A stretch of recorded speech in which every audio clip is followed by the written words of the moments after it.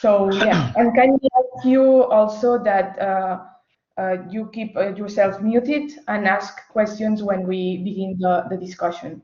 In case you want to speak, you can raise your hand by using the button from the menu below, and just or you can use the chat box.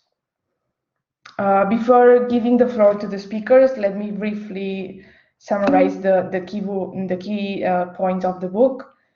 Mediatizations introduces the main theories and authors on mediatization from Europe and Latin America in the last 2 decades, especially from Brazil and Argentina.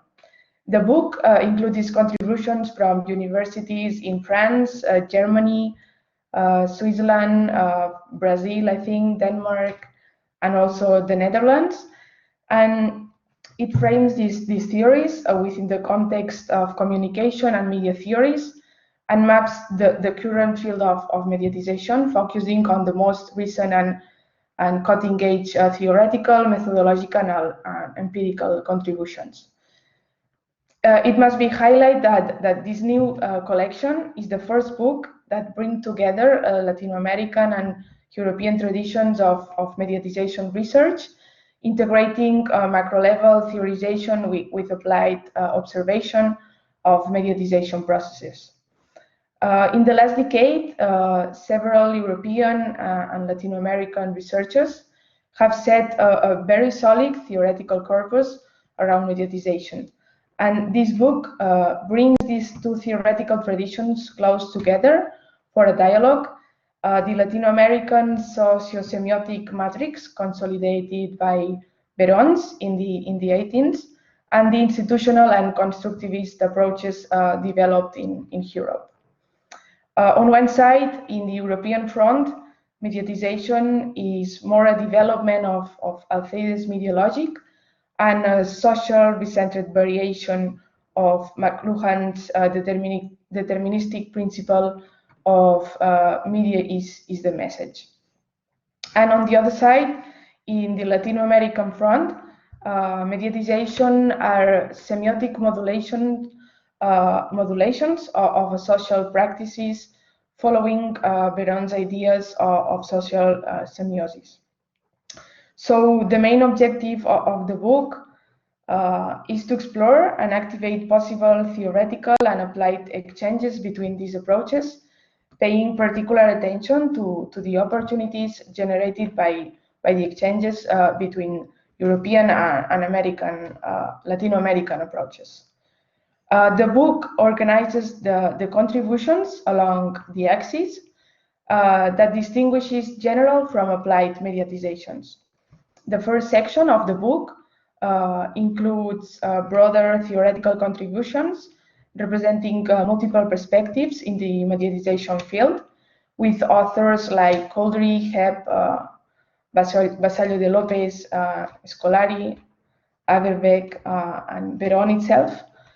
And then chapters, I think that 8 to 13, which are the second part of the book, are focused on the applied approaches to mediatizations, covering several crucial topics related to the transformations of mediatization processes and the different areas that they cover, such as tourism, gender, media platforms, among others.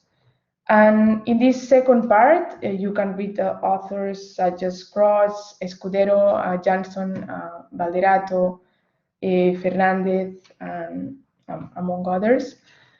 And paying tribute to the book, today's event aims to continue building bridges between both perspectives. So I'm going to give the floor to the first speaker, Joan Ramon Rodríguez Amat, who is going to start with the interventions. But let me introduce him a little bit before.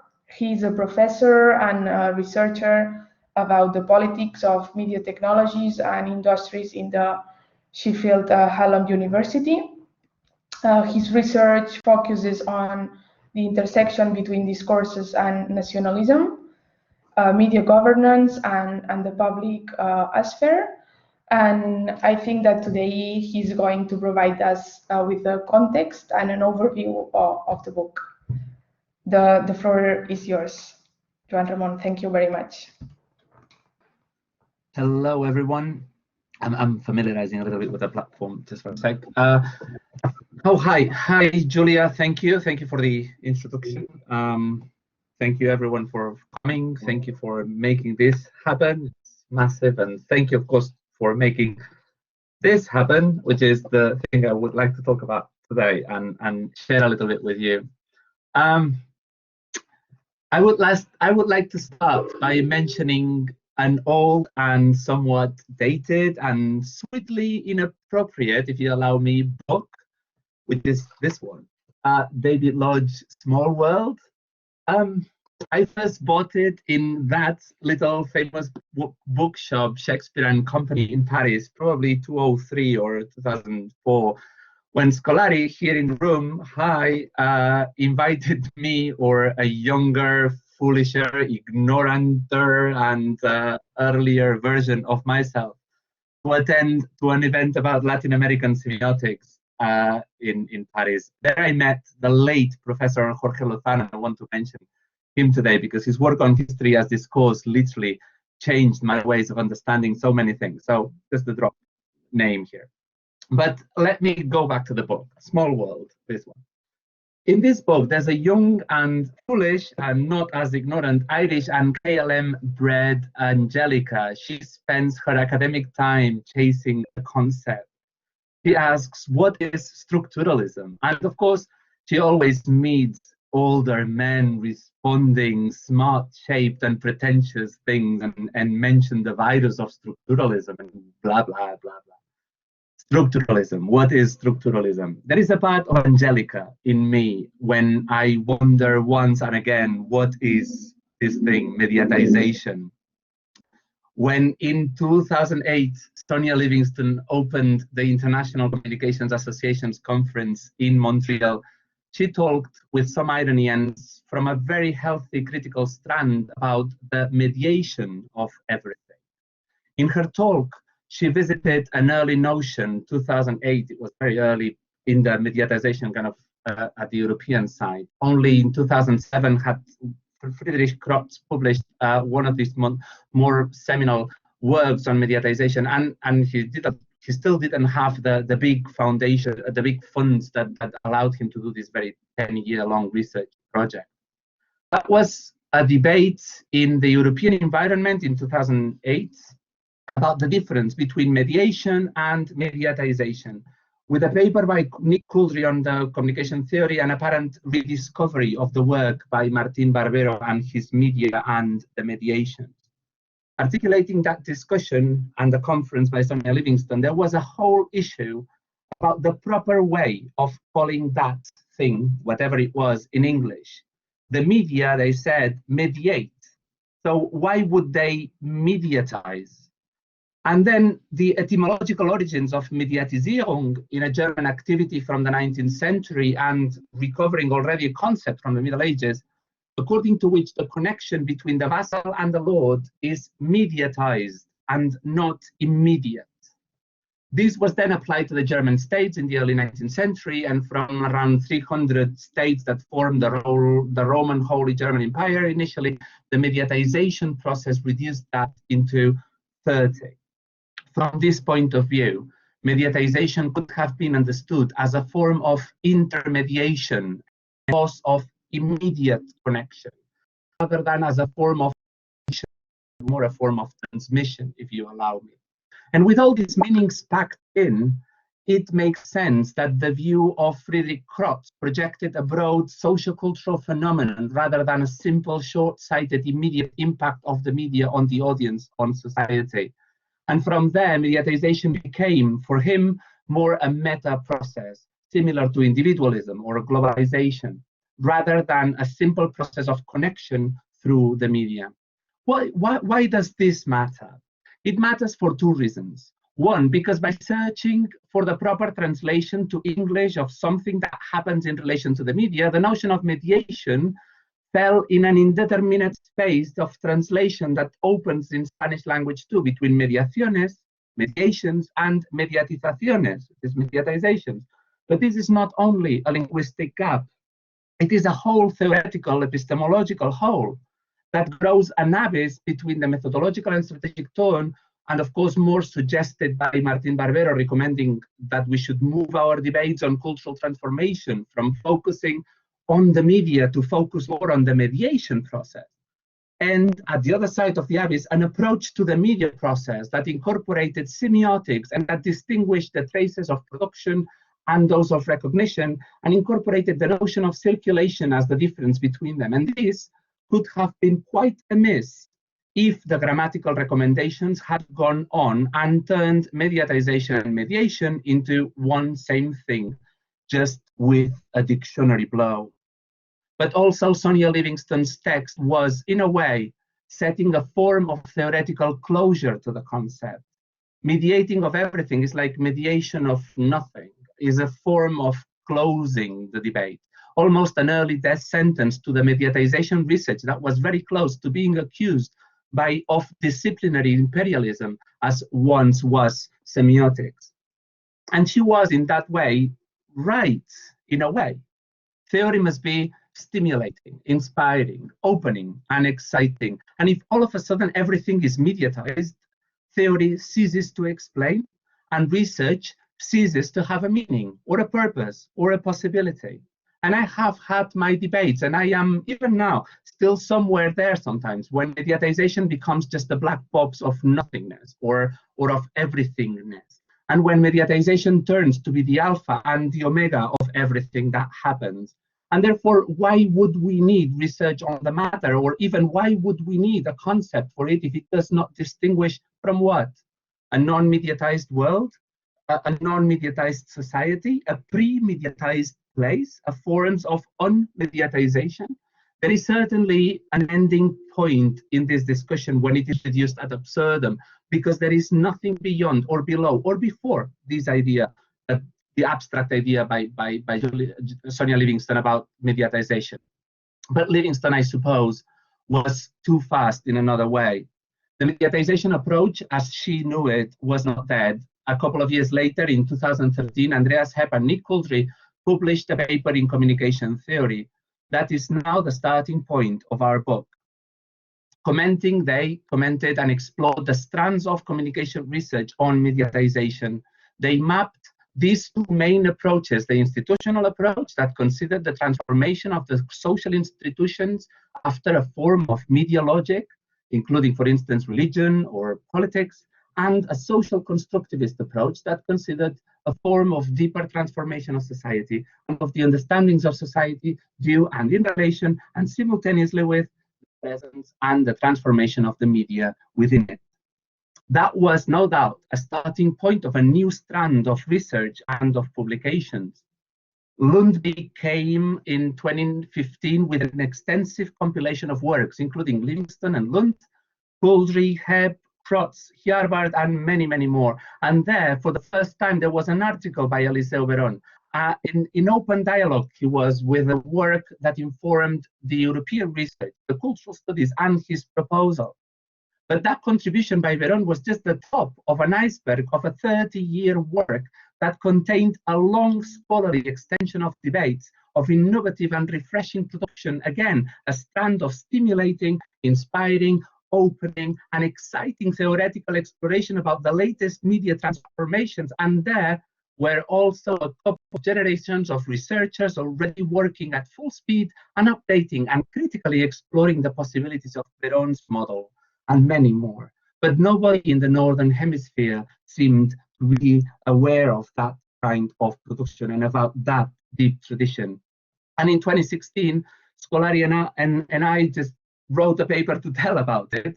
And then we called Fernandez in the room too, and decided to call the authors, which had just mentioned in the paper, and give them a chance to share their voice too, and to use a book that comes in Spanish and in English at the same time. We organized the book along these two lines that Julia has just described: general approaches to mediatizations, to explore the broader theoretical nuances that enrich the term, institutional mediatization, social constructivism, Veronian, if you want, and a section of applied approaches of to mediatizations, which after the interview, and it's formed by text that unfolds several crucial topics related to the transformation of mediatization processes. Governance and citizenship, urbanism and tourism, relationships between music, media platforms, cultural recommendations, and gender, for instance. And the book helped placing contributions back to back from different perspectives, and this should help amplify those voices, those understandings of mediatization that never talked to each other before. The ultimate hope is to start a form of transcontinental dialogue, and the book is here, and the dialogue, and the presentations are happening today, and the circuit of conversations has just started, and we are here first and early, and the book is all material and cool and nice and interesting, and deep in the end, I am sure that it is not a closure, but a start. And I am also sure that Angelica never got her actual answer to what is structuralism. And if you ask me, I still don't know for sure what is mediatization, you ask, while pinning my pupils in your blue pupils. What is mediatization? Are you asking me that? Mediatization is this. Thank you. Thank you very much, Joan Ramon. I love your enthusiasm. Thank you, thank you. Now is Dr. Stephanie Veglis is going to talk about the bridges between European and German tradition with the rest of the work. She's a professor of communication and media studies at the Center of Communication, Media and Information Research of the University of Bremen. And her main research lines are communication history, media change, history of communication studies, communication and media ethics, and inter and transcultural communication. So go ahead. Thank you very much. Yes, thank you, Julia. So can you hear me? Is it okay now with with the voice? Yeah, great. So thank you, Juan. So and I would like to say that I met Juan personally at an ICRIA conference. So that's always nice to see someone virtually, but in fact you saw the person before. In a face-to-face situation in one room. Yeah, I'm not so fluent in English like Juan, so I have to look in my notices. So at least I have to do. And you will see my way to mediatization research is reflecting the one of Juan. So there are a lot of similarities. Also, this this everyday question, what is mediatization? And some of my students are here, and we have a course on mediatization this semester, and I brought in Latin American perspectives since I met you, Juan, and also Lucrecia. I saw her on the list here too. So and we always read your article in communication theory, and I'm so happy that we have now also the book, and that we have also this book for teaching and in our so it is bridging also for language regions and translations. So we have at Bremen in an international master program also people from Latin America, and sometimes they really like to read also in Spanish something, or Portuguese, what we do not really have. So, okay, let me first say how grateful I am about this impressive book, which has been published in the two languages and is really bridging Latin American and European traditions. The book is marking the different European traditions, and I think that is a bit now what also Juan has said. So the institutional approach, well-known names like Stig Jarwart, Winfried Schulz, Jesper Strombeck, and the social constructivist with Hepp, Kudry, and others. And bringing new perspectives into the game, at least for German, and I think also the other Northern European scholars. Even if there's the article of Veron in the book of Lundby, it is really a very, very single article, because most you know that the work of Veron is in Spanish and in French most, and Northern European scholars are mostly unable to read Roman languages. So it is bringing new perspectives into the game, at least for German scholars, the semiotic approach to mediatization research, which still is widely ignored, at least here in Germany. So what is the reason?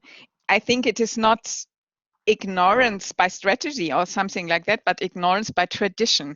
German communication studies are rooted in social sciences, not in linguistics, not in semiology. The French are. Nor has it that my own readings of Eliseo Vaillant started in Paris, not in Bremen, nor Berlin, nor elsewhere in Germany. And Cornelia Brandner is here. She will talk after me. And she was one of those people who brought into German and also Austrian communication research, visual communication as a topic, so very close to semiology, but it is late in Germany.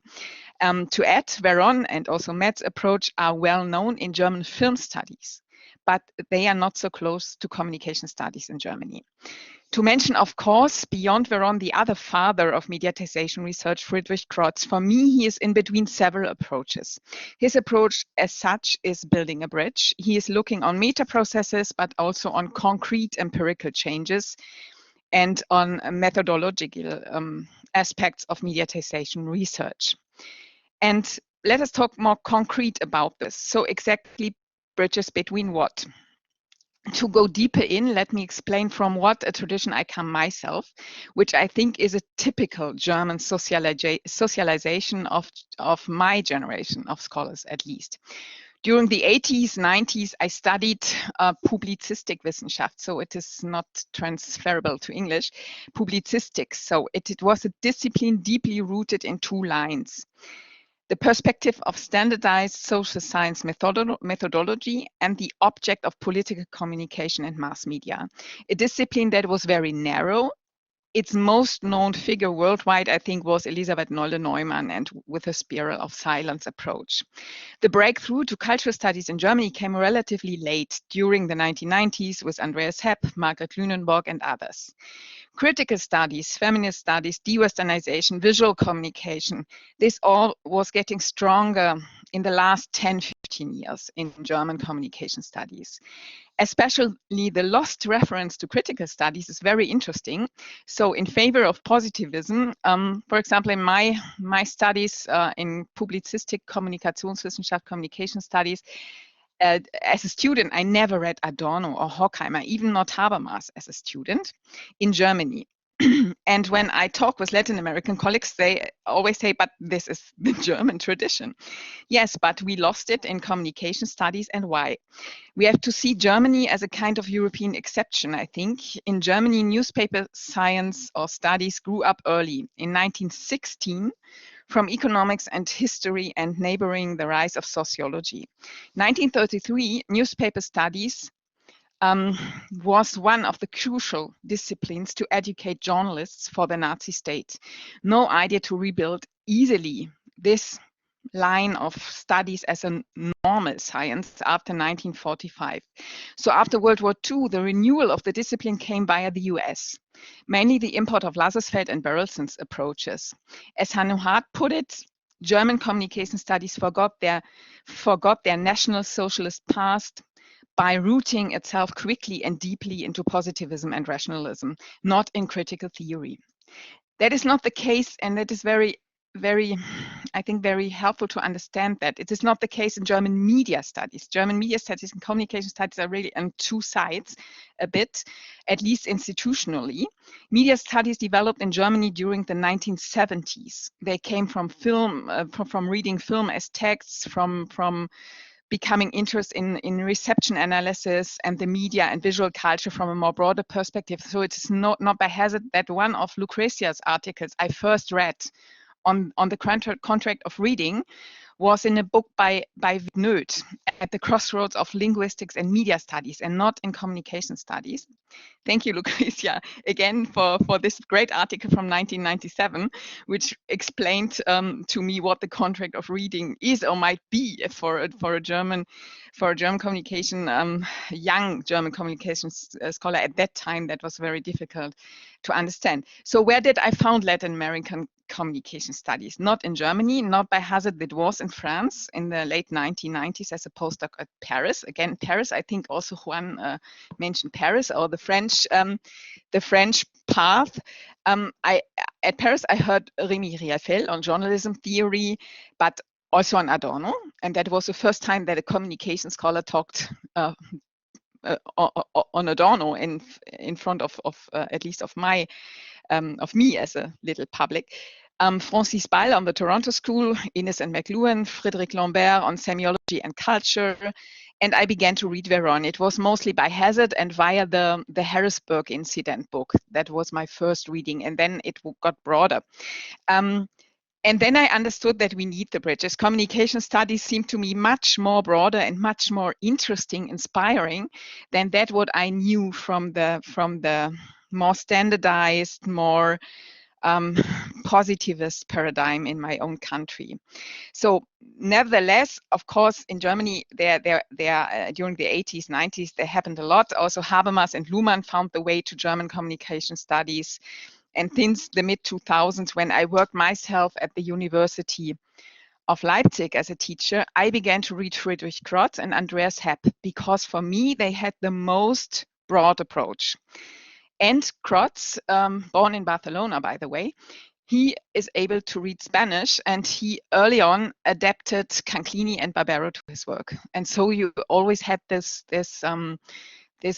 transfer notions on Barbero, on Canclini in German language, and he read it in Spanish, by the way. Yeah. And then, of course, Kudry's non-media-centric approach was one of my next readings. Also Silverstone's approach of mediation between different social cultural hemispheres of the world, Media as World by Göran Bolin. And Göran Bolin, interestingly enough, integrated French postmodernism, so Baudrillard's theory of the unrelated signifier to mediatization research. To make it even more broader, media ecology is coming then along with Carlos Scolari, and he's here today.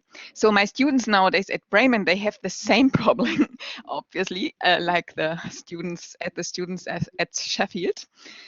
They like this melting pot of ideas, but are also often a bit swimming in mediatization theory, and me too, of course. So this book we held in hand is also very, very, very good for teaching, I think. And I want to give you a little notion on a little historical notion only on Ernest Mannheim. He, in 1932, in his book on public opinion, was one of the first who used a modern notion of mediatization, Mediatisierung, and he understood it as Mediatisierung of basic human context, so of interpersonal communication by media, so press and radio at that time. And what is interesting is that Mannheim's book never was published to English, but to Spanish by a student of Mannheim. Mannheim emigrated as a Jewish to the US, and his book was transferred to Spanish. And now, really, the book is from 1932, so it is really an old book. Now it is reread by some Brazilian colleagues, by Fernando Calvacante and others, and they took up the line of Mannheim's research of public opinion and mediatization, and they use it for the analysis of mediatized interpersonal communication via social media. So I think it is very interesting that this idea that mediatization as a meta process is affecting communication is not so new, but I think this term of mediatization as a scientific term, that is in fact, I think, then the first one was Veron, and then but I think they did not read each other, so it was more or less interesting that they both invented during the 90s, and I think Veron earlier in the 80s, just this notion of mediatization. Yes, so yeah, I will stop. Last word. Yeah, the bridges. I think the bridges are great. We read each other. It would be also more nice when we would see each other and work more closer together. And it is very difficult during the pandemic. We have, for example, we want to do some field research in France now since nearly 1.5 years, and it's not possible. But I think this is a great occasion to meet here, even on a virtual mediatized tool, to see each other and to talk to each other. And I think it's very interesting that me and Juan, we had the same impression that there was coming something new, we did not hear before in our own study programs. And that was something, even if it is a broad notion, mediatization, but which is giving some creativity also to the field. Okay, thank you. Thank you very much. Now, José Luis Fernandez, he's going to speak about the Latin American view. He is a full professor and research project director in the University of Buenos Aires, and his main research lines are semiotics, mediatizations, and communication history. Go on, thank you. Thank you very much. Hi, everyone. First of all, I want to thank the innovative experience and productive space for me that I have been enjoying around this book. Very challenging. Many thanks to the distinguished colleague present here and to those who have published their work in the book. And thanks also to Intellect Books for the care taken editing the book, and the Pompeu Fabra University for organizing this event. I will be brief, and of course it is impossible to synthesize briefly the complex path of research carried out in the region under the umbrella concept of mediatization. But I will try to review some trajectories and concepts that may be useful for everyone. I will avoid referring to the general comparison between the semiotic and cultural studies approach because I think Mon was explicit enough.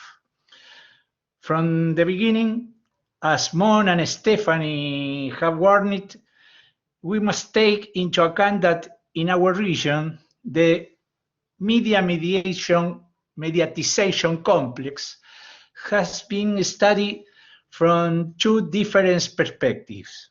Summarizing, from the cultural studies approach, around authors like Jesus Martín Barbero and García Canclini mentioned recently. In another way, our way, from the socio-semiotics perspective, influenced by the proposal of Eliseo Verón.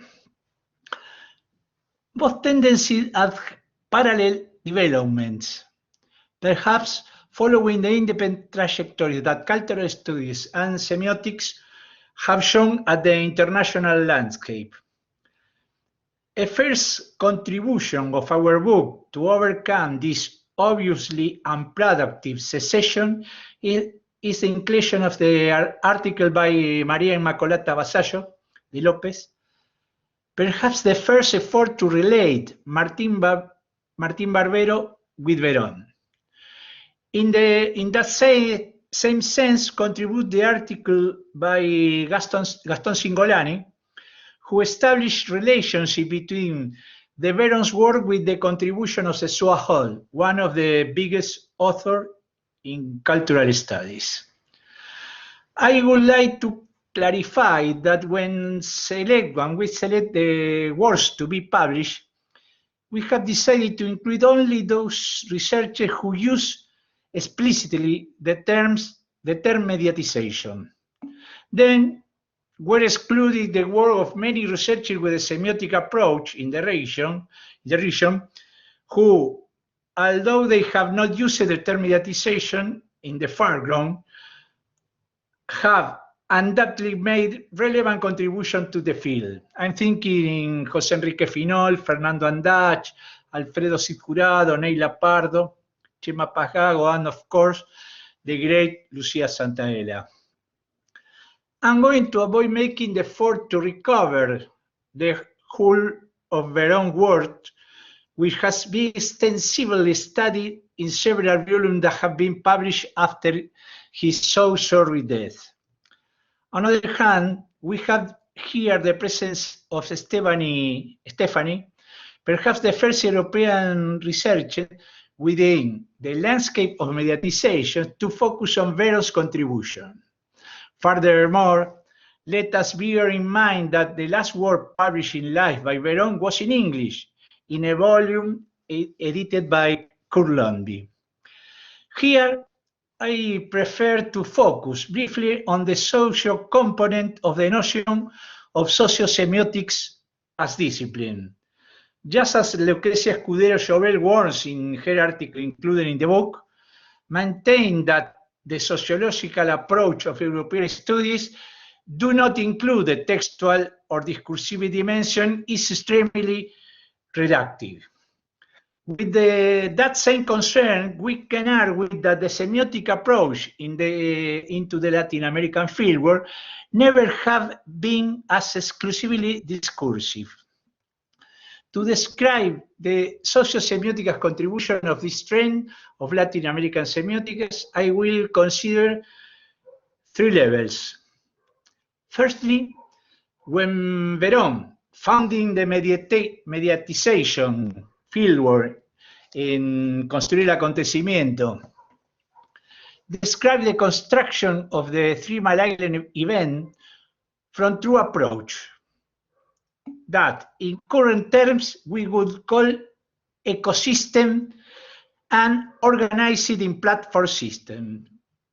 It means that mass media information, radio, TV, and press at that time was already working on complementary ways. Those are the technical possibilities and limitations of each media, their discursive differences, and the different use that they propose to their audience. So it was an approach which took into account the media discourse as well as the system and the mass media network. Then, from the beginning, it was not an exclusively textual analysis.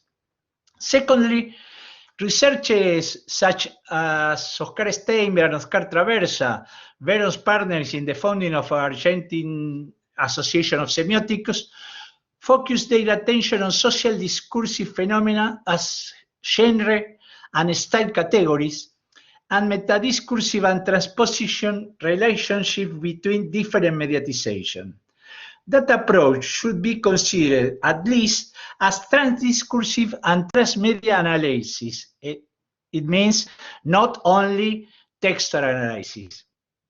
And nowadays, at the third level, many of our teams are investigating media platforms and their relationship with areas of social performance, live or face-to-face, flash mob, street musicians, cultural centers, theatrical performance, and political mobilization. This means that we not only take into account the social component of mediatization, but we also study them in the relationship with very different areas of social action. In conclusion, and as an open door to continue our work on this bridge, if European studies on mediatization are not exclusively sociological, Latin American studies on mediatization are both semio as sociological. Thank you very much. Thank you very much. And now is the turn for Cornelia. He's going to do a critical review of the book. She's a senior lecturer at the Department of Geography, Media and Communication in the Karlstad, I'm sorry for the pronunciation, but I don't know how to spell it, Karlstad University.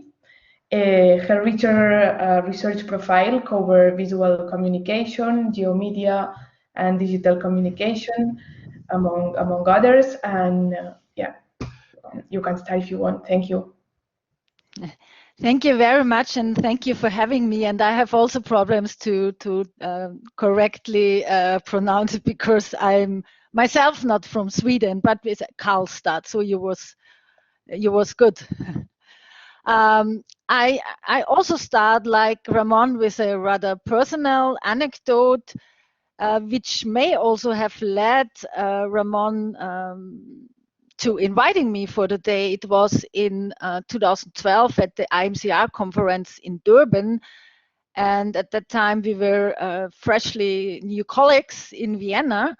And in Durban, at the panel on mediatization, or after the panel, we discussed about mediatization. And there he said that the Latin American mediatization theorists are totally neglected in the European discourse. And he mentioned Veron, and also he talked about Martin Barbero. And the latter kind of rang a bell, but I couldn't remember where I had read about him, so it took the wind out of my sails. But later, you know how it is, it came back to me, because then I found out that I read it in a book by David Morley on the geography of the new, which he wrote in the I think 2006 or 7. And Morley referred to Martin Barbero in the book, and that was why I remembered his name. But I took the book presentation now as an occasion to consult the book again, and I saw that Morley was 15 years ago also citing Eliseo Veron's study from 1991 on the journey of the telephone in the household and its move from the public space of the hallway into the other and more private rooms of the house. So that study on the mediatization of private spaces. But Morley was obviously one of the few exceptions of the rule, and that has several reasons that are discussed in the book that is presented today. The intensification of the debate on mediatization phenomena is not yet necessarily accompanied by the development of a coherent corpus of terms on the phenomena.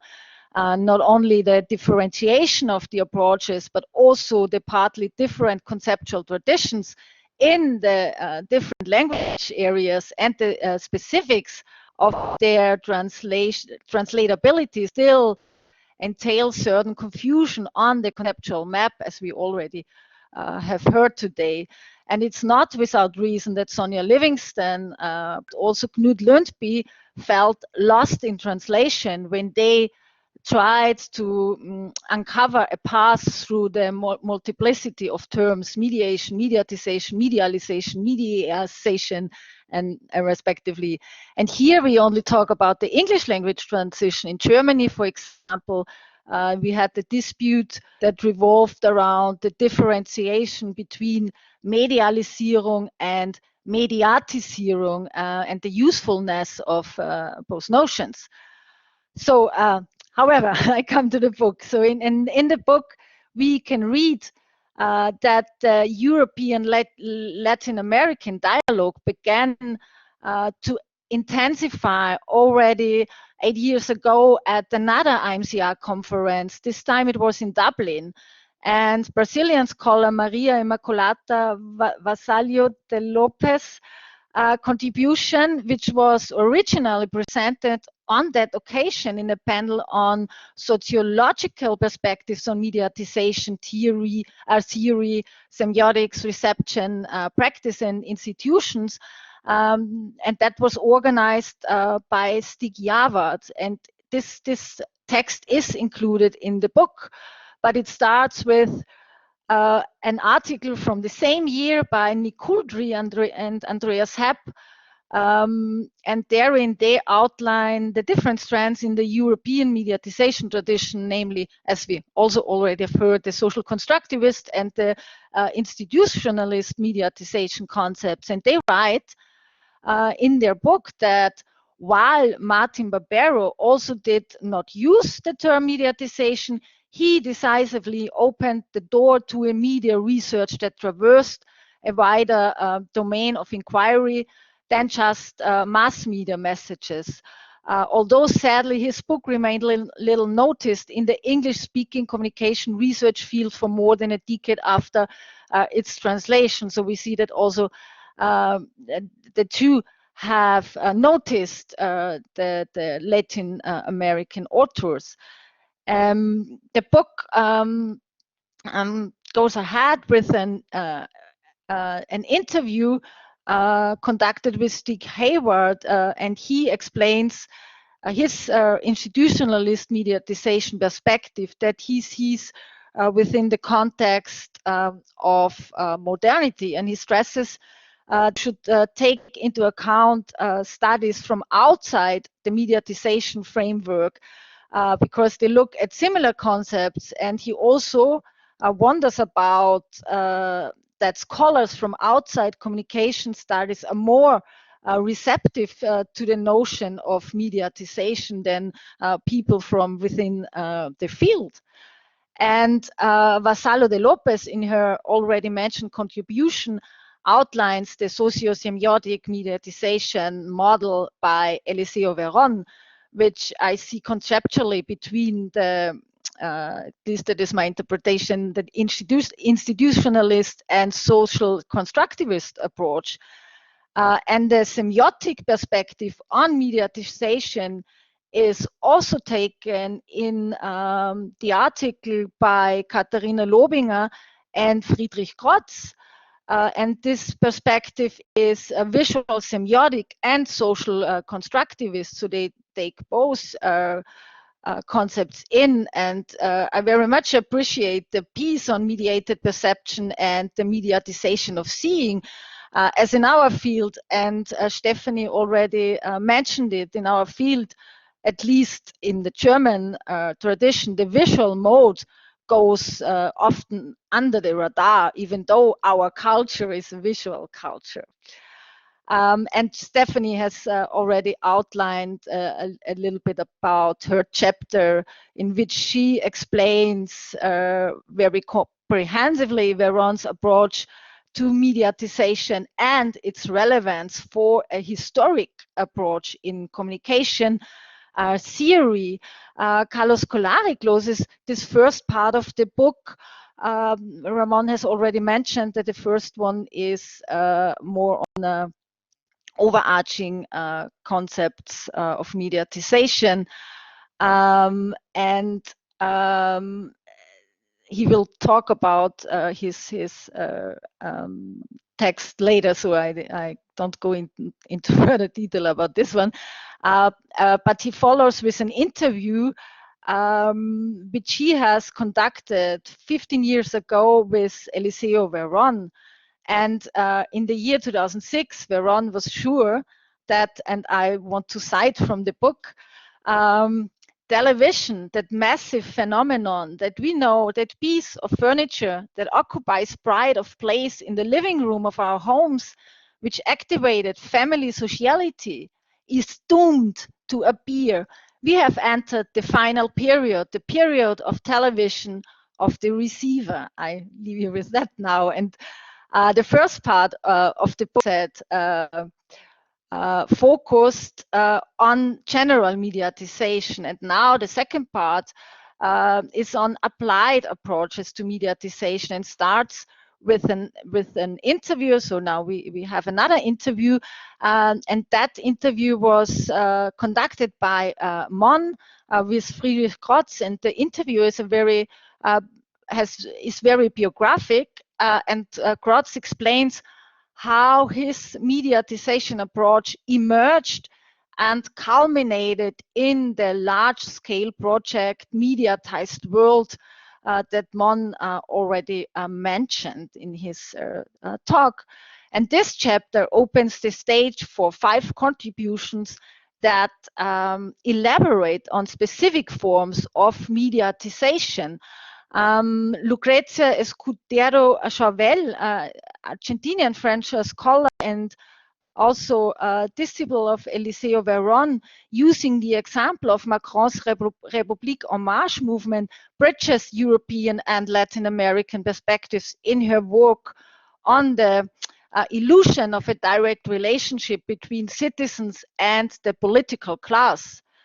And a Swedish scholar and colleague here in Karlstad, Andre Jansen, more in the European, but also in the French, it's also European, the French tradition. And he sees mediatization of alternative city tourism as an important driver of gentrification processes. And he explicates this by the example of tourism apps.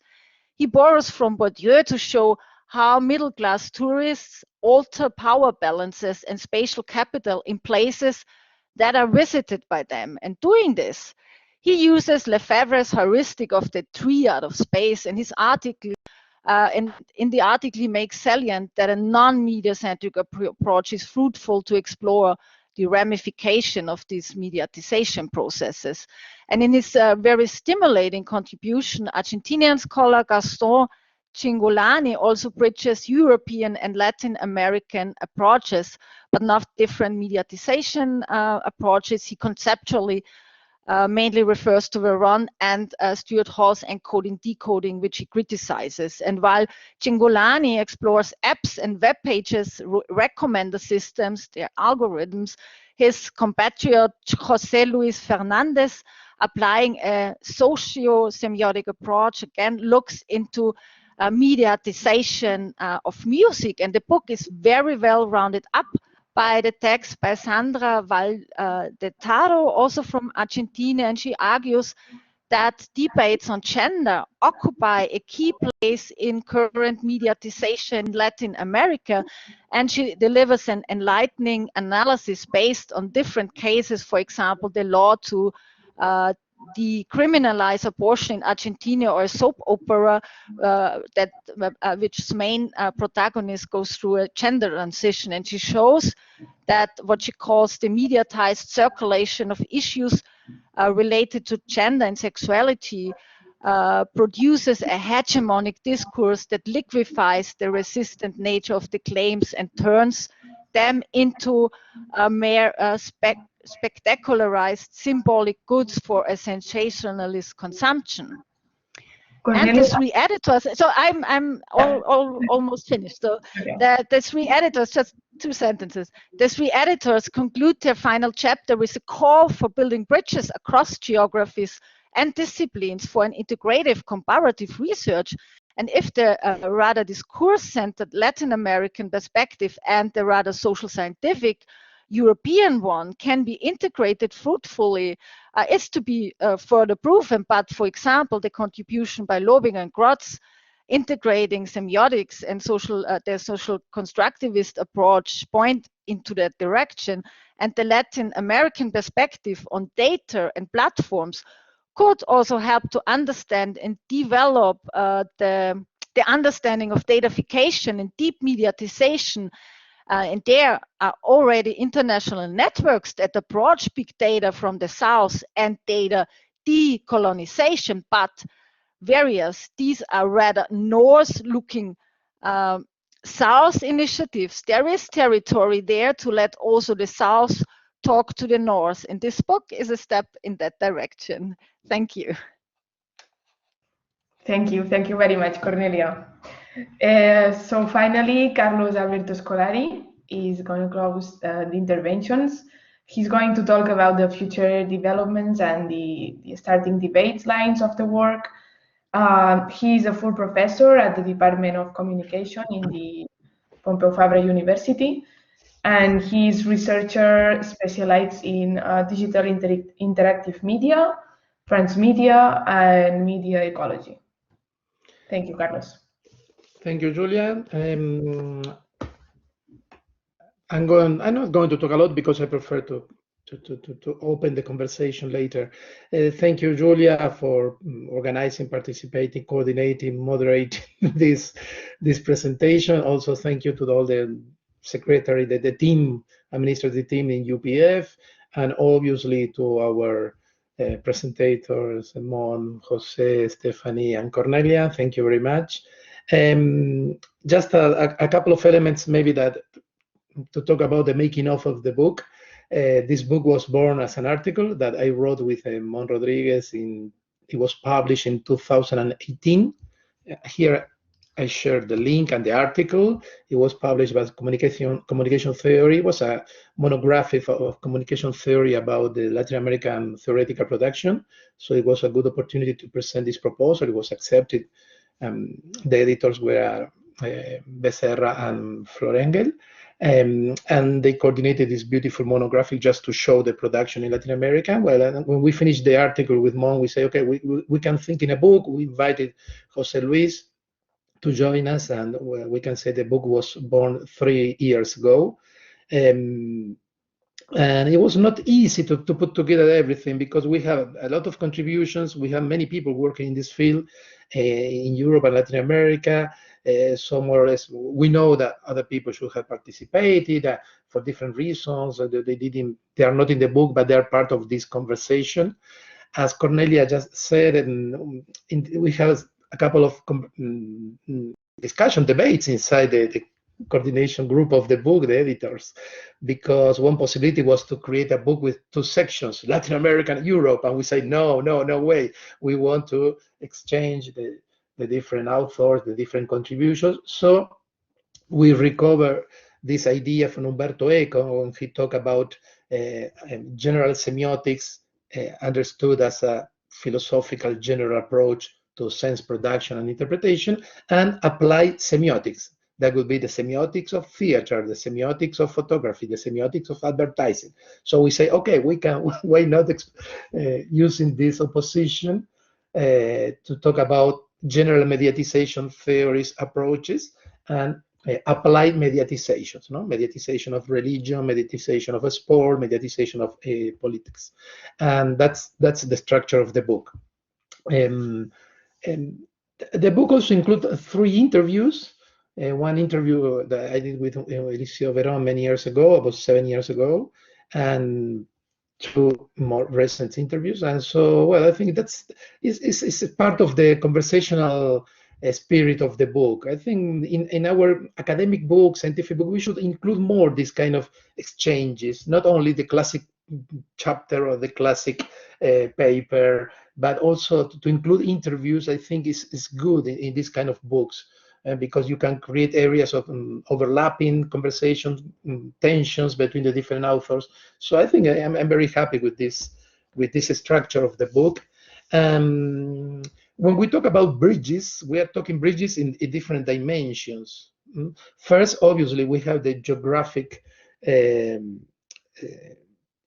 separation between Europe and Latin America, but it's not only a geographic separation, it's also a linguistic separation, it's also an epistemological, we can say, separation. And we know there's a strong, long tradition of media studies in German, but it's like the Spanish tradition, or because they had published most of the works in German, and in Spain, and Spain, Latin America, we had published most of our production in Spanish, and so there were no connections between these traditions. Now that I'm reading a lot, and I'm writing a book about media evolution, I'm discovering a lot of German researchers of media evolution, and they have beautiful books in German. I don't understand even the title of the book. I only understand evolution. And I found a couple of articles written by these people. I say, oh my God, why we don't have this at least in English? I think there's also a generational question here, because we know that Argentina for the last, for about 150 years at least, the second language of the intellectuals was French, not English. So that lasted until the 60s and the 70s. So that's one of the reasons, because semiology was very strong in Argentina, because in the 60s in Argentina, Buenos Aires has a red telephone with Paris, for example. So, but I think now the new generation of researchers, the second language is English, the same in Germany and the rest of the world. So I think this English is now the common area for discussing and talking about this. And I think for the next generation of researchers, it will be easier to identify differences and similitudes between the work of people in Germany and other countries and in Latin America. We have also this separation, we can say, between one supposed to be sociological approach to mediatization, and the other only a semiotic or discursive approach to mediatization. We know that it's not just black and white. Jose Luis Fernandez has just talked about that. So we should go over this kind of black and white separations, because it's never like this. We have different gray areas in both areas. Regarding the epistemological these traditions, I think, as we found in English a common area, maybe other areas, other theories could be the common ground to discuss, to exchange elements in the epistemological plane. For example, why not think that a more medium theory or media ecology, or the ecological approach or evolutionary approach to media could be in the middle between this German tradition and the Latin American tradition? It could be like the English for the language, no? A common area where we can start discussing and constructing new theories and consolidating the theories with these approaches. I was thinking that German researchers arrived to the concept of mediatization, and also in Latin America. That's very common in evolution. It's called convergent evolution, when different species, they develop the same answer for the same problem.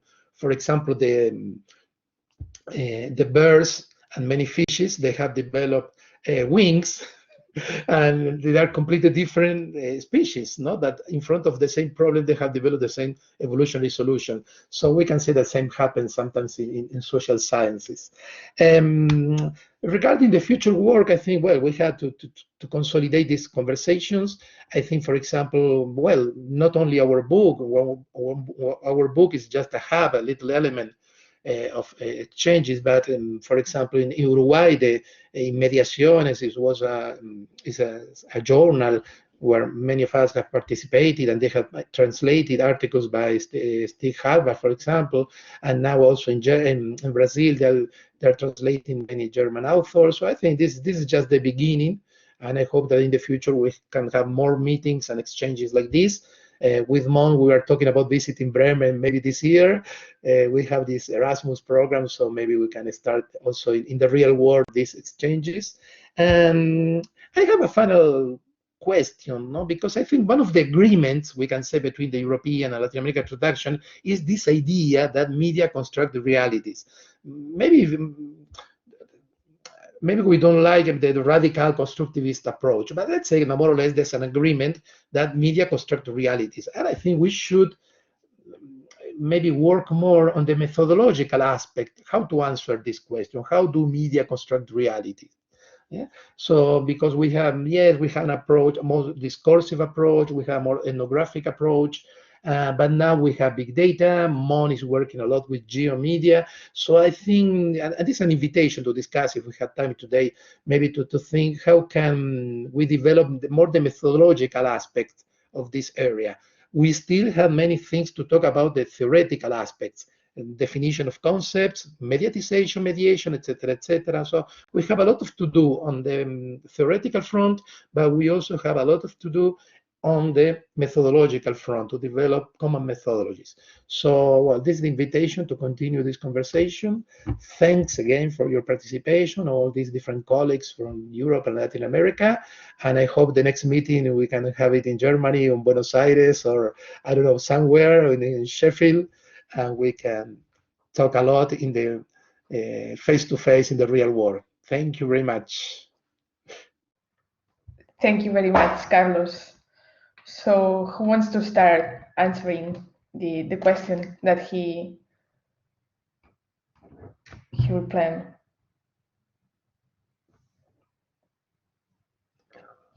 No one? I said geomedia, Mon. Okay, got it. Oh, Connie, you go. So, sorry, did Mon, you or I as well? You do. Okay, so I want to respond to the last question, which I think is more an invitation. Maybe an idea would be to set up a meeting for Paris next year and try to submit a panel or a maybe better blue sky workshop, which would be a great format for discussing this further. And as you also have mentioned geomedia, I think also in geomedia research, it would be very important to also turn more to semiotics and the visual aspect, because geomedia are visual media. Yeah, and so this would be also a good opportunity again for a more integrated perspective, yeah, and interdisciplinary perspectives as well. Yeah, thank you. Thank you, Cornelia. Okay, Mon, it's your turn. Yeah, well, I just want to. Sorry. I propose to meet in. I propose to meet in Germany or in Buenos Aires. Paris is okay for me. Great. So be Paris. Let's start a panel for next ICA deadline November. Yes, to just following up with Cornelia, we have a fresh conversation. Actually, we've met last weekend on a GeoMedia conference that took place in Germany, presenting papers together and talking precisely about methodology. That's why kind of the connection here makes sense. And we had lots of fun discussing about these things. And yes, I agree that the opportunity of GeoMedia gives a lot of open connections, not only the visual, which is the one that Cornelia was mentioning, the visual, the possibility of visualizing data through or presenting it as visual findings, or using the visuals to understand the constructions of space, but also what comes with this idea of space in between the communication process. When I say here, and we all understand what here means, but it's different here for everyone, while also being a here that's a very interface related here, as in the space that's constructed through this interface and the conversation that we're having. That is something that needs to be double clicked, and semiotically is very, very suggestive to explore. But this is also the transition that goes also to the work, for instance, by José Luis Fernandez or Ximena Tobi that was here a minute ago, when they talk about spaces and the communication in spaces, or the communication through platforms and the building of the construction of spaces. So there is a space, sorry, there is an opportunity there to explore conversations and approaches and discussions. So I am happy to take this glove and go further with it and see what comes up from this thing. So again, just wrapping up 3 things. One is, yes, the visual dimension of GeoMedia. Yes, the transition aspect that puts the construction of space that's done through media as a semiotically analytic analysis, and the work that's already happening in the hands of José Luis Fernandez and team on multiple aspects, starting with the radio and so on. Done. Thank you. Yes, José Luis. If I understood well, Carlos asked us about the next step. I think that our relationships, this book is proof of this, are working good and productively in our different research projects. I think that the proposal, thinking about our work, I think that the proposal of a system of discursive exchange in media, or mediatic system of interchange, is a micro proposal useful to articulate different perspectives. related with, in a level more meso or macro, as ecosystems. We said the present ecosystem is named post-broadcasting, where mass media live with intention with mediatic platforms. I think that a relationship between system of interchange and ecosystems is generates an space to work with from an ethnographic perspective to, in the other extreme, with big data. In the center, we can articulate more precisely our works with geolocalization, artificial intelligence, cultural algorithmics. I think that that space represented in this book is the future. We can plan meetings in Paris, Sheffield, London, Bremen, wherever be possible, but the way is working for me. I don't know.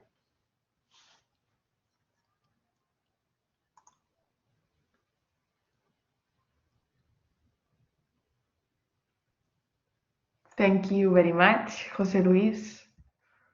I don't know if maybe Stephanie wants to add something.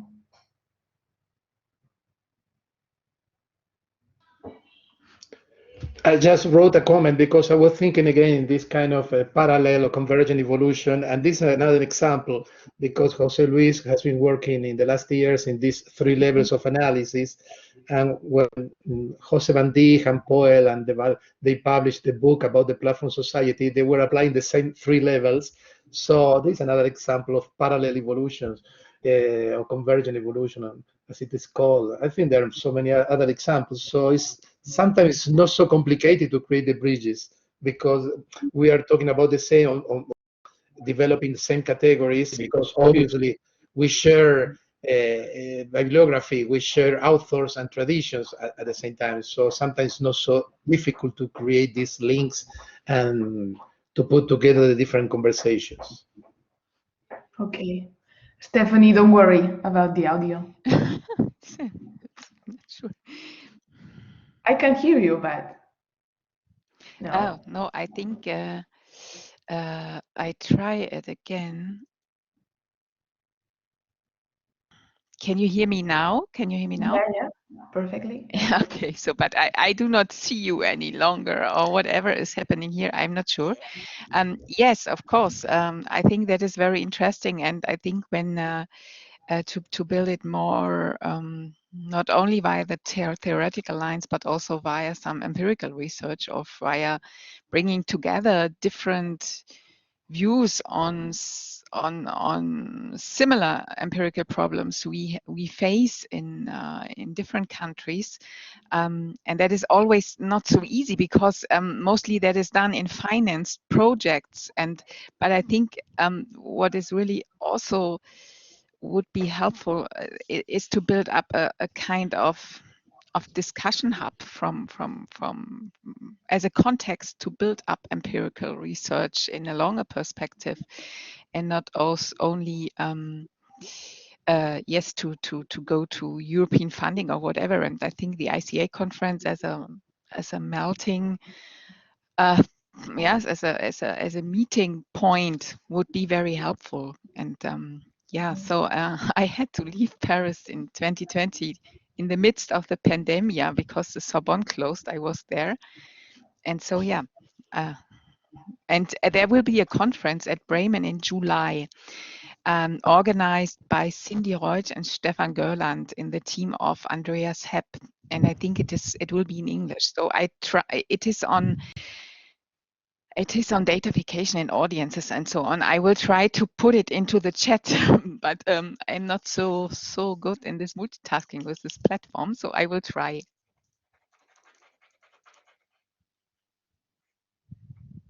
Thank you very much, Stephanie.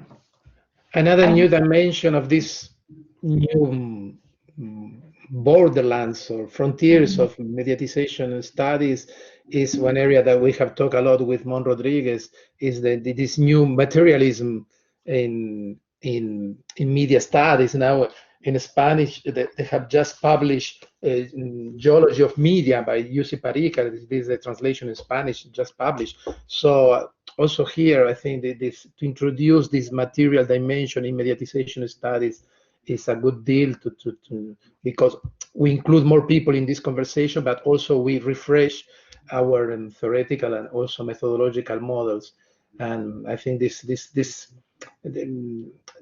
trend to a material approach to communication, I think, and media it will increase a lot. And regarding applied mediatizations, for example, this year we have the Eurocup football, and we have the Olympic Games, the first Olympic Games under pandemics. So we know that we have a lot of research about mediatization of a sport.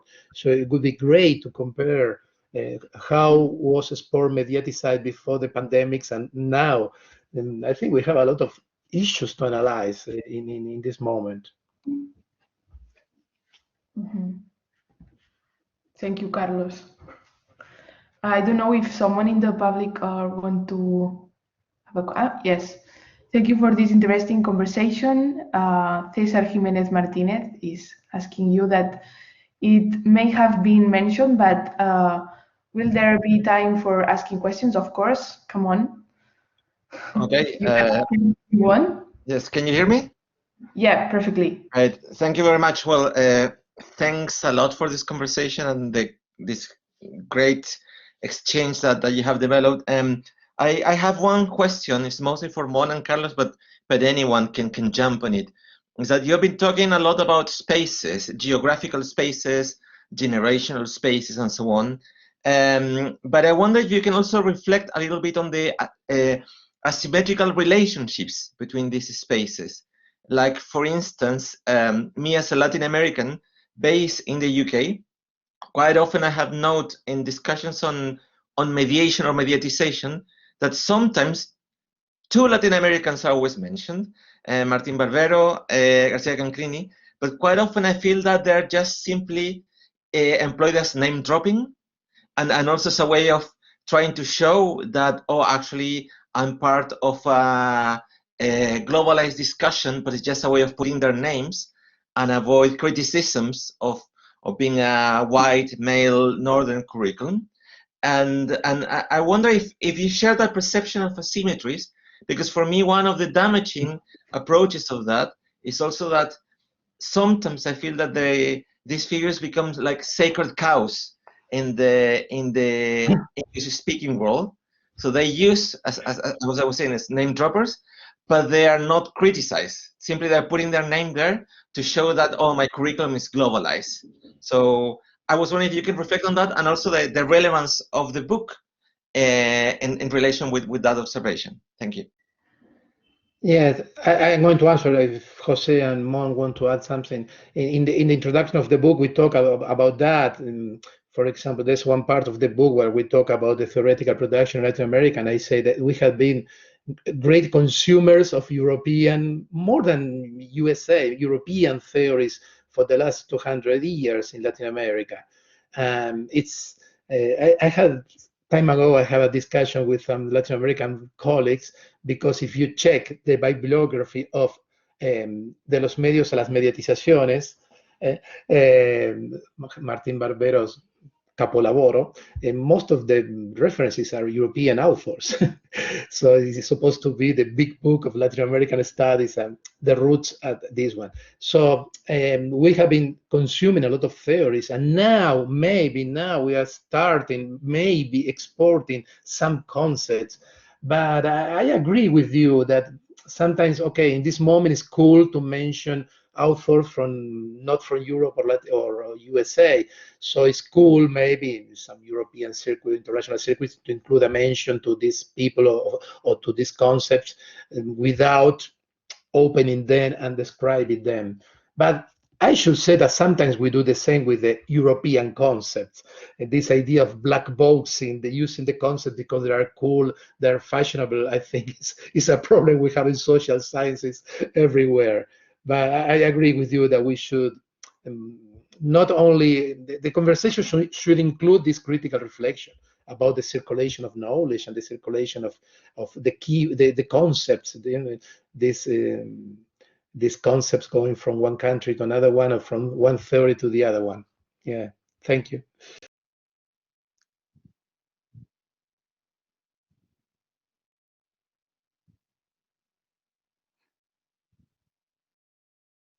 Okay. So, okay, I will try to go in, or is it? Yeah. Yeah, okay. But I will do, because the problem of this European approaches is also that they are very different. So when you go, for example, between Great Britain and Germany nowadays, there's not that language barrier, but even with France it is. So there are only a few people in Germany, few college able to understand and to speak French in communication studies, and we are now in train we build up a team under the roof of the German French university with little meetings by communication scholars, and that is so interesting because that is the first time that we come together between France and Germany, and we are neighbor countries. So that is really astonishing. And even when I was in Switzerland, there was this barrier between the Germanophone and the Francophone part of Switzerland, or only some people switching in between. So I think this language, at least for my generation, language was a big problem. And maybe hopefully, like Carlos said, it will be better in the future for younger generations, and if they are more fluent then also in English. I hope, at least. Thank you. Yeah, Mon.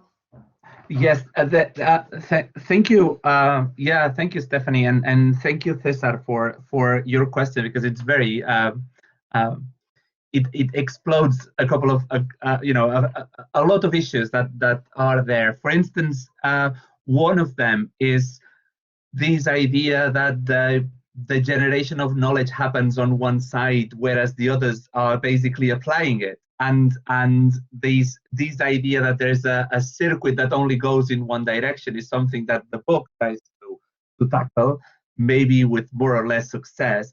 But there is an issue that happens and goes on, and I think it is something that's been mentioned here very shortly, and it is, for instance, the debate or the discussion that Veron could incorporate, for instance, to the cultural studies and to the decoding Stuart Hall thing, that is still something that everybody praises in the UK, that everybody takes for granted as the solution to the disadjustment between what I meant and what you got. And instead, there is a layer there of analysis and a layer of interpretation and a layer of exploration that is very active in Veron's model, and it hasn't been taken into account in Europe in that direction, whereas everybody expects that Stuart Hall is read everywhere else.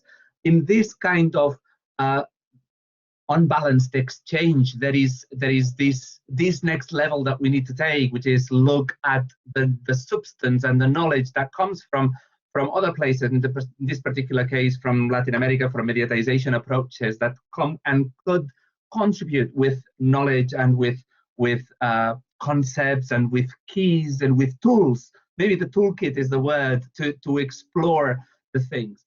There is an extra problem there, and the extra problem is that it's something I was discussing earlier today with Cornelia. One of the problems is the shape of the knowledge, how the knowledge is formulated, and the different ways of writing, the different rhetorics, the different publication strands, the different styles.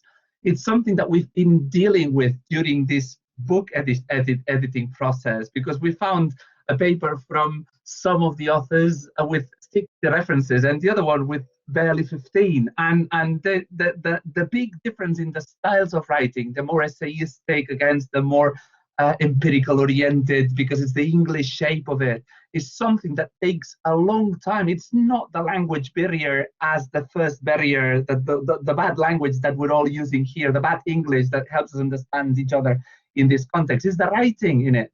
And the writing in it, it's very far away from what you do to survive in a conference in English. It's a lot more complex, a lot deeper, a lot more complicated.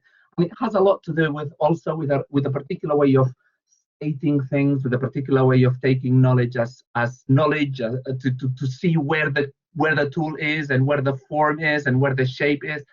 And this is also unbalanced. And it's also unbalanced because it's owned by one of the halves of the world that think, write, research, and produce in a circuit that's sufficient in itself. And if you want to incorporate to that, it's either you do like them or you're not. And so if we work in the dialogue, we need to think also of these forms that challenge a little bit the shapes of knowledge, that challenge also the ways it is done. Yes, and yes, exactly. This essay style in the Latin American form, which is very rich. It's rich and interesting, but looks messy from a continental Europe perspective. And it looks messy as in not as in the best player in the world, but messy as in disorganized, as in uncertain, as in difficult to grasp. And this is something we will need to work on if we really want to rebalance these spatial differences, because it goes very deep and it just makes the dialogue a lot more difficult. And it's in the unseen part of the dialogue. So it's in the part of the dialogue that you simply don't get or don't verbalize, and that is a difficult place to get the understandings sorted. And I finish. Yes, let me only add that I had the same impression when I came to France and read the French authors, that it was, for me, coming from a social science German approach, which is only saying subject, predicate, object, and nothing more, and some columns of data.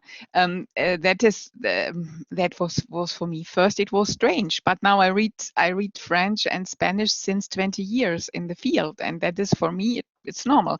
But but I think we need that we accept other styles of writing, and that we know them and that we appreciate them. But it's difficult because our students do not learn that. They have those very rigid orientations, how to produce papers. And so as an editor of communications, the journal, I have to say that is the style of empirical English written research papers is sometimes really poor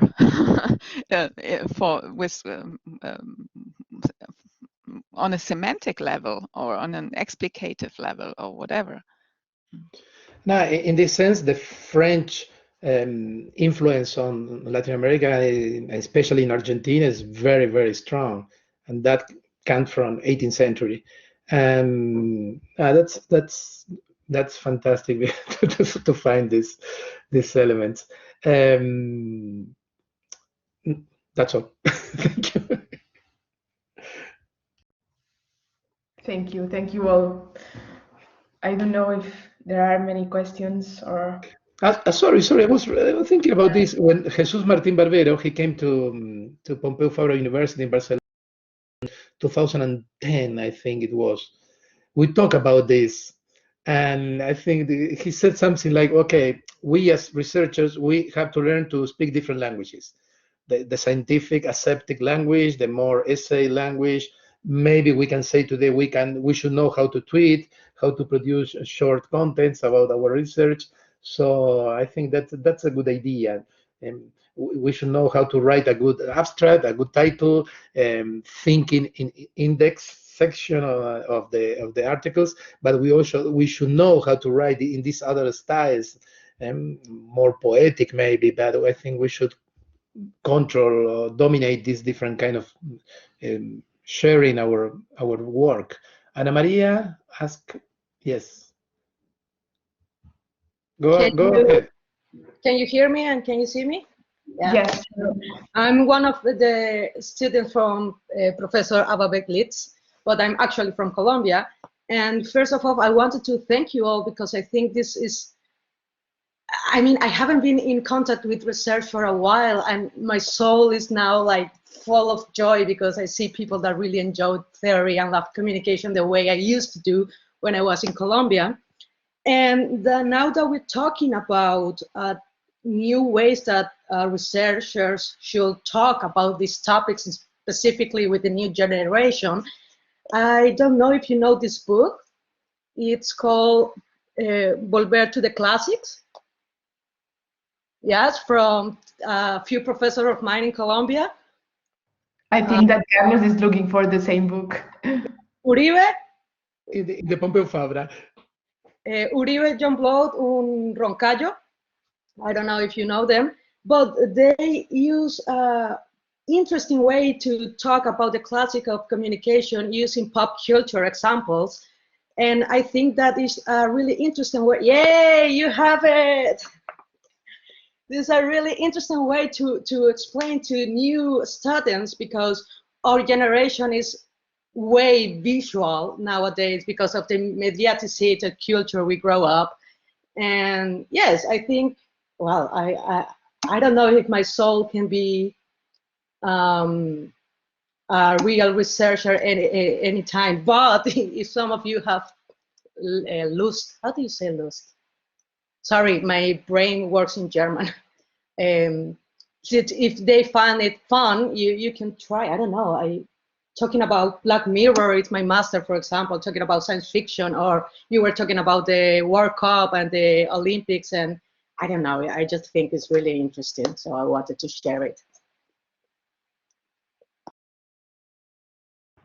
Thank you very much. It's a beautiful book about theory. Well, you know, Sergio Roncayo, he died last year, and he was very young, brilliant researcher, philosopher, and he has one foot on theory and philosophy of media, and the other one on popular culture, rock and roll, and so on, and zombies. And he was a great guy. And this book is the combination of that: how to teach hard theoretical content, but using popular culture topics. Is fantastic. Thanks.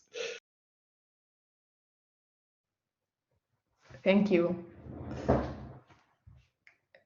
I don't know if there are so many questions. I want to ask you about the COVID. It's a really typical topic, but how do you think that COVID is affecting the relationships between Latin America and Europe and the rest of the world? And how, are you optimistic regarding the further development of the share theorization in the future? That's a question for Paris 2022. Yeah, I think yes. But I'll take it. I'll take it now, just to warm up. I think this is a very interesting, tricky point because it goes in both ways. It goes one way to talk about colonization, the problems that relate to the access to vaccines, the whole social impact, blah, blah, blah, blah. It's massive.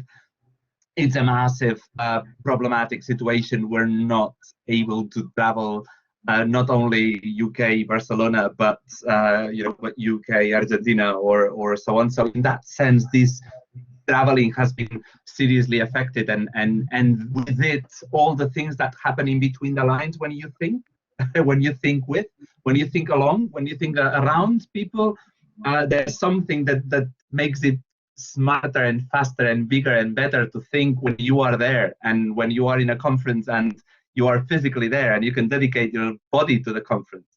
And this is something that's affecting us massively because, you know, while we were just after I finished my speech here, I went to open the door because my children were coming from school, and then I came back and sat here, and it's just like my day was built of emails going on while, you know, it's like you cannot stop to go to the conference and think. And this affects the ways we can produce, the ways we can think together and so on. But on the other hand, it has also helped us to learn that we can still be active at chatting, at participating. I've had so many interesting chats with people in Argentina for so many reasons, in so many ways over these few months, and that's so good. That's so something that wouldn't have happened because not because the technology was not there. It was there. We had always Skype, we had always cams, we had always screens, but we didn't incorporate them as something that we do regularly. This is something, for instance, I did with Cornelia because we've been traveling places and writing together for a long while now, and I'm super happy to go on doing this and moving places while working like that, because and that's kind of a channel that's always open, but it can only happen with a few people, and it cannot happen as a you know, as a broader thing. And I think what we've learned from this is precisely this opportunity that we have to talk across continents and organize events both sides, and that's very enriching, I think. Just that. Thank you, Ewan.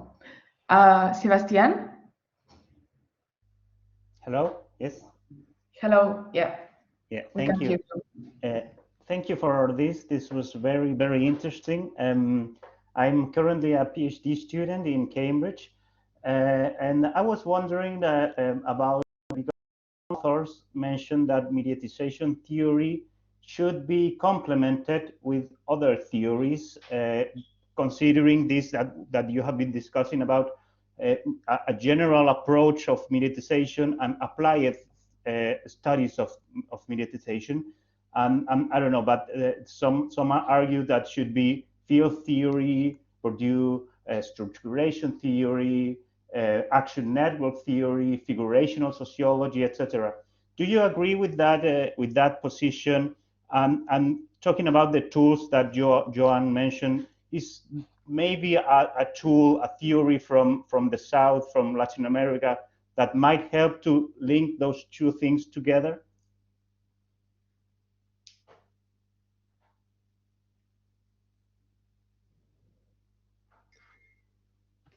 In the book, in the introduction and the conclusion that we wrote with Jose Luis and Mon, we introduced this concept by Sergio Weisbord, an Argentinian working in Washington, to talk about intellectual trading zones. No? When he talks about the fragmentation of media studies, he says, okay, this is more like the Casablanca Rick's bar, no? Everything is there.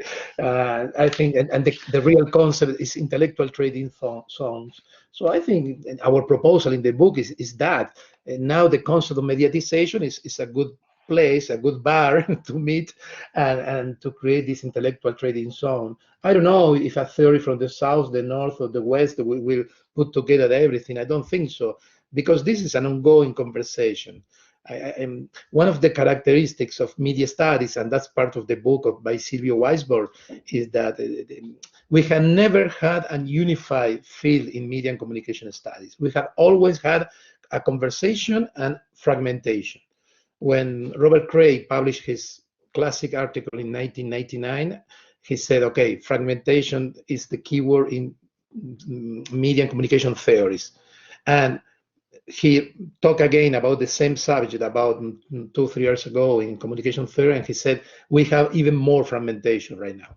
So, and you see ICA, they have about 26 divisions right now, more interest groups. So you can see, to talk about media and communication is really big.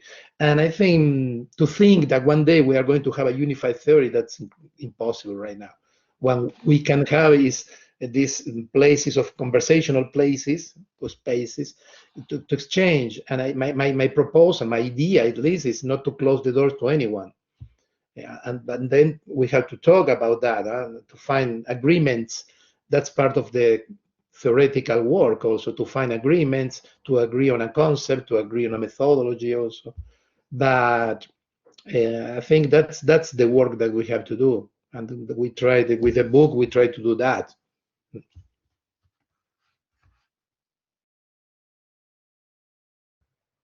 Yes, Mon, and I think that yours it will be the last intervention because we are running out of time. I'm really sorry, but oh no, you have the last word, Mon. Just to add to Sebastian's point and to Carlos' point was this, that it's just going back to my little talk earlier, that theory for me is not an arrival or a point of closure or a point of definite definite conclusion. It has to be an inspiring point for further thinking. It has to open spaces. If it doesn't open a space for thinking that you didn't think before, or if it doesn't help you think something differently, and instead if it helps you just close it and say, okay, that's the black box thing, and I just leave it there without touching. If the theory does this, I mean, I don't know who has made the theory, but that is not a useful theory. That's not a theory I would abide by. I think of theory as something that inspires and that lets you open a new strand of thinking that basically gives you tools to go there again in a way that you didn't go, so that you can understand it again. And maybe by understanding it again, you can see aspects that you didn't see before. You can make decisions about it or about whatever happens there of intervention that you didn't consider before. And in that sense, the possibilities of fragmentation or of a unified disciplinary field has more to do with the possibilities of intervention and of understanding as a form of doing, if you want, than rather as a form of closing it and having it nicely organized, like forever, ever and ever again, and not having to touch it ever again. So for me, it's more this kind of dynamic process. And for this, the discussions, the debates that are placed in other places that are in the margins of what is the centrality of the thinking, where all the president's four things come from and so on, that kind of marginal thinking is, for me, a way of appealing to the inspirational power that they have, because they see things from the side instead of seeing them from the center. And looking at things from the center, Deleuze Guattari said, it's very difficult because you cannot look at yourself. You cannot either look in one direction or in the other. So I would go with this, if that helps. Thank you very much, Mon. Okay, so thank you everyone for being here. It was really, really interesting, and I think that this is the first event of the future. We can celebrate more and better. So thank you very much for being here, and see you.